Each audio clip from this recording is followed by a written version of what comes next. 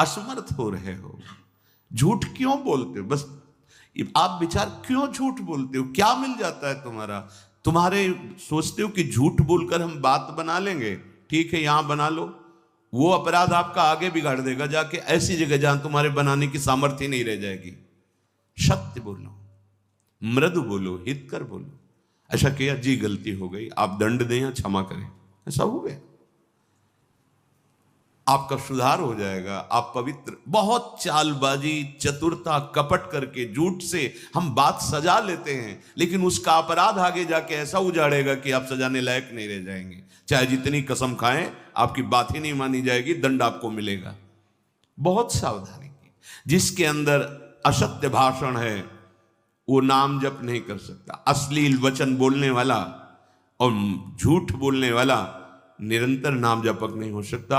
नाम उसकी जिह्वा पे चलेगा ही नहीं, क्योंकि पापवंत कर सहज स्वभाव, भजन मोर ते भाव न का। अगर आपका भजन बढ़े और भजन बचे और भजन पचे तो झूठ बोलना छोड़ो। किस बात के लिए झूठ बोलते हो? क्यों बोलते हो? कहते व्यापार में जरूरी है बोलना। कैसा व्यापार? अरे हम इतने की वस्तु लाए, इतने को बेचते हैं, तुम्हें लेना हो लो, नहीं तो ठीक है। हरि भरण पोषण करने वाले वो आएंगे तुम्हारे ग्राहक बनकर, क्योंकि तुम सत्य पे चल रहे हो तो सत्य तुम्हारा व्यापार बढ़ाएगा। अभी तुम असत्य से चल रहे हो तो तुम्हें लगता है कि हमने 500 रुपया मुनाफा कर लिया, पीछे आएगा 5 लाख का हिसाब। ऐसे रोग बढ़ेंगे, ऐसी समस्याएं आएंगी बेमतलब, ऐसे कि 5 लाख से ले जाए। जोड़ते रहो, झूठ बोल बोलकर पाप इकट्ठा करते रहो और दुख भोगते रहो। लास्ट समझो इस माया बंधन का। तो असत्य झूठ बोलना, उपासक तो सावधान ही रहे। क्यों झूठ बोलते हो? क्या कमा लोगे? क्या कमाने आए हो? नाम तो, झूठ बोलने वाली वाणी में नाम नहीं चलता। तुम झूठ बोलना देखना, तुम्हारा नाम चल रहा है क्या निरंतर? और अगर नाम चलने लगा तो डर लगेगा झूठ बोलने में, पाप करने में भयभीत हो जाओगे, कहीं ये नाम छूट गया तो। अब वो आगे बढ़ जाएगा। 9वां, पर निंदा, दूसरे की निंदा। एक स्वभाव बनता जा रहा है लोगों का, समझ ही नहीं पा रहे कि हमसे पाप हो रहा है। जहां बैठे तो किसी की भी निंदा करना शुरू कर देते, चाहे वो साधु हो चाहे वो वैष्णव हो। तुम्हारी पार्थिव दृष्टि है, तुम साधु को कैसे पहचान सकते हो? चश्मा अगर काला लगा हुआ है तो तुम्हें सामने काली माई नजर आएगी।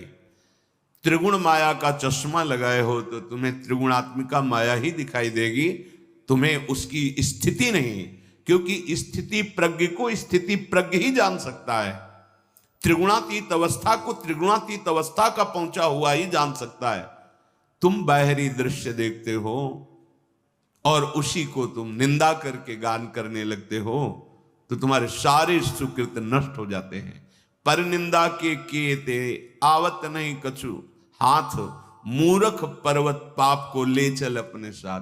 वो मूर्ख दूसरे की निंदा करके उसके सारे पाप अपनी खोपड़ी पे ले लेता है, बोझा बना नरक को जाता है।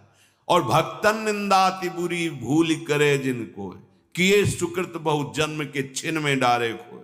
बहुत जन्मों के पुण्यों का एक क्षण में नाश हो जाता है भक्त निंदा करने वाले को। वाणी संभाल करके किसी की निंदा न निकलने पावे। जहां किसी की प्रशंसा हो रही होती है, कोई वर्णन करने लगे तो हमारे अंदर की मलिनता, हाँ ऐसा तो है पर वो ऐसा ऐसा, लेकिन ऐसा, निंदा शुरू कर देते हैं। वो बहुत घातक है, बहुत हानिकारक है। जिसकी निंदा कर रहे हो उसके जितने पाप हैं वो तुम्हारे ऊपर आ रहे हैं, तुम्हारे सुकृत नष्ट हो रहे हैं। इसीलिए तो संत जनों ने कहा, स्वस्थ होकर दीर्घ काल तक हमारी निंदा करो, भगवान तुम्हारा मंगल करें। ये साधो निंदक मित्र हमारा। क्यों? जो हमें शारीरिक दंड भोगना था वो निंदा करके ले लिया। कई बार आपको सुनाया है कि निंदा बहुत घातक। एक बार भगवान वशिष्ठ जी अयोध्या के जो चक्रवर्ती सम्राट होते गए, उनके कुल गुरु बहुत समय से, तो एक राजा पूर्व प्रारब्ध के अनुसार उनके शरीर में गलित कुष्ठ हुआ। चक्रवर्ती सम्राट बलयुक्त सब थे पर पूरे शरीर में कुष्ठ ऐसा। अब वो पूरा ढक करके जाते सभा में बैठ, तो कहा गुरुदेव वशिष्ठ जी से कोई उपाय नहीं है? औषधि काम नहीं करती, आप सर्वज्ञ हैं, कोई उपाय है जिससे ये शरीर स्वस्थ हो जाए? हाँ, एक उपाय है, पूरा नगर तुम्हारी निंदा करने लगे तो तुम्हारा शरीर स्वस्थ हो जाए। बोले भगवान क्या करूं जिससे निंदा? बोले ऐसा करो, जो तुम्हारे बड़े भ्राता युद्ध में मारे गए, वीरगति को प्राप्त हुए, उनकी जो पत्नी है, तो तुम रात्रि के 8 से 10 बजे तक उनके महल में नित्य जाओ और उन्हें भगवान का पावन चरित्र सुनाओ और बस चले आओ। अब वो वहां जाते, 2 घंटे भगवान की चर्चा सुनाते, फिर प्रणाम करके आ जाते। धीरे धीरे बात फैलने लगी, कितना नीच प्रवृत्ति का है कि मां के समान बड़े भ्राता की बहू को भी नहीं छोड़ा। रोज रात्रि में राजा 8 से 10 बजे तक जा, पूरा नगर निंदा। अब धीरे धीरे हाथ शरीर सबका वो कुष्ठ गायब होता चला गया। अब तो इतनी निंदा उनकी कि जहां से वो निकलते वहां, अरे राजा बनने लायक है, ऐसे ऐसे। वशिष्ठ जी का प्रभु अब सहन नहीं होता, बोले सब निकल गया है, बस शांत रहो, चेहरे का रह गया, 2-4 दिन 10 दिन और सह लो, और सहा तो बस चेहरे का भी खत्म, नाक पे केवल रह गया। तो उनका भगवान अभी नाक पे, बोले ये नहीं जाएगा। बोले क्यों? क्योंकि हम हैं अयोध्या में, हम भी हैं, हम तुम्हारी निंदा करेंगे नहीं, इतना सहना पड़ेगा। समझ लो, तुम जिसकी निंदा करते हो उसके पाप अपने ऊपर ले रहे हो, काहे को। तो ये जो जिनकी दुर्गति होनी है, जो अपने जीवन का नाश करने वाले लोग हैं, ये 24 दोष होते हैं। 9वां है निंदा दूसरों की। ये बहुत ही घृणित प्रवृत्ति होती है, ये पराये पापों को अपने ऊपर लेते हैं। जिनकी निंदा करते हैं उनके सारे पाप अपने ऊपर ले लेते हैं, इसलिए बचो पर निंदा से। 10वां, व्यर्थ में बहुत बोलने का स्वभाव होना। कुछ ऐसे होते हैं स्वभाव के, अगर शुरू हो गए तो हाथ जोड़ के भी कहो कि शांत रहो तो बंद नहीं होंगे, पूरी गैस निकल जाए। और बेमतलब की बात है, ऐसे है, बेमतलब की बात है, मतलब कोई उनका अस्तित्व तो नहीं है। पीछे बीती बातें, व्यर्थ की कल्पनात्मक बातें, आगे की कल्पनात्मक बातें, जिनका कोई अस्तित्व तो नहीं। बचो ऐसे लोगों के संग से। आप अपनी वाणी को तो संभालें ही, ऐसे कुसंग का भी त्याग करें। बहुत बोलने से शक्ति क्षीण होती है, वाणी अपवित्र होती है, समय नष्ट होता है, बुद्धि भ्रष्ट होती है। बोले चले जा। वाणी एक अमूल है, जो कोई बोले जान, ये तराजू तौल के तब मुख बाहर आन।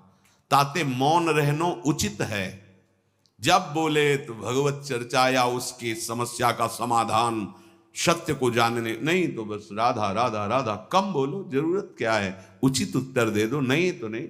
हमने देखा है महापुरुषों को। प्रणाम, राधे श्याम, श्री हरिवंश,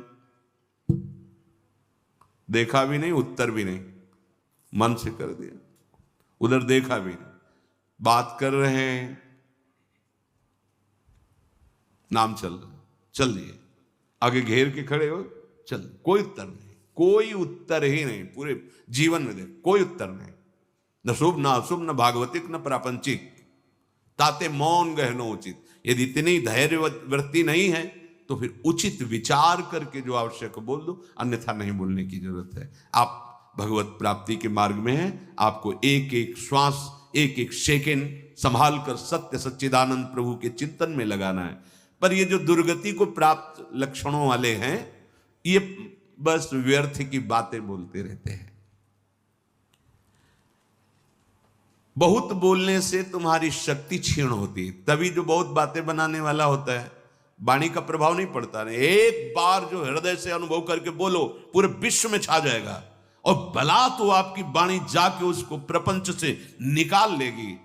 ब्रह्म ऋषियों की वाणी ऐसी सामर्थ्यशाली होती, बहुत शांत, निरंतर भगवत चिंतन, और जो बोले तो हृदय की ग्रंथि को खोले, वो वाणी।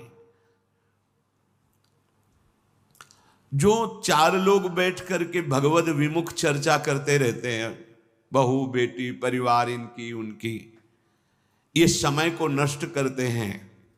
व्यर्थ का समय जाता। ऐसे लोगों के बीच में न बैठना चाहिए न सुनना चाहिए।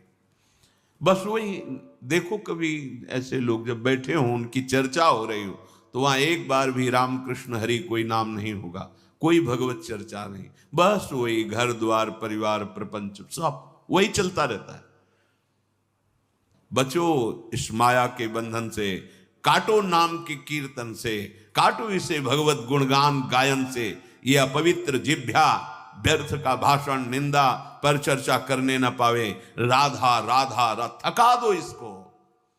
ब्रह्मचर्य नहीं है, संयम नहीं है, पवित्रता नहीं है, तो आवाज में दम नहीं होगी। के करोगे, आवाज में दम होती है तभी होगी जब आप संयम से चल रहे हो। ऐसे थोड़ी जीवन रखा जाता है। साधु का जीवन दिव्य होता है। ये अन्न और जल से पोषण केवल पार्थिव शरीर का होता है, भगवत चिंतन से पोषण होता है साधु का। कई कई दिन भोजन न मिलने पर कभी ऐसे थोड़ी कि मुंह उदास हुआ हो। मुख प्रसन्न तन तेज विराजा। भगवत मार्ग के पथिक को छू जाए तो करंट सा लगे, उसके जीवन का परिवर्तन हो जाए। दृष्टि भर के देख लो तो उसके पापों का नाश कर दो। तुम भगवत पार्षद हो, पर वो सामग्री है तुम्हारे अंदर पर जागृत नहीं कर रहे।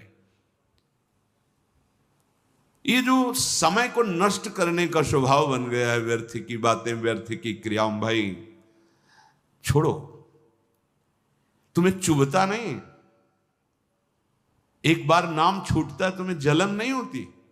तुम्हें परेशानी महसूस नहीं होती कि हमारा उद्देश्य तो निरंतर नाम जप है, नाम कैसे छूट गया? तद स्मरणेन परम व्याकुलते थी। चलो ना परम व्याकुलते तो केवल व्याकुलते ले आओ। तुम्हें यह तो पश्चाताप होना चाहिए कि नाम छूट रहा है, हम व्यर्थ की बात में समय नष्ट कर रहे हैं, नाम छूट रहा है।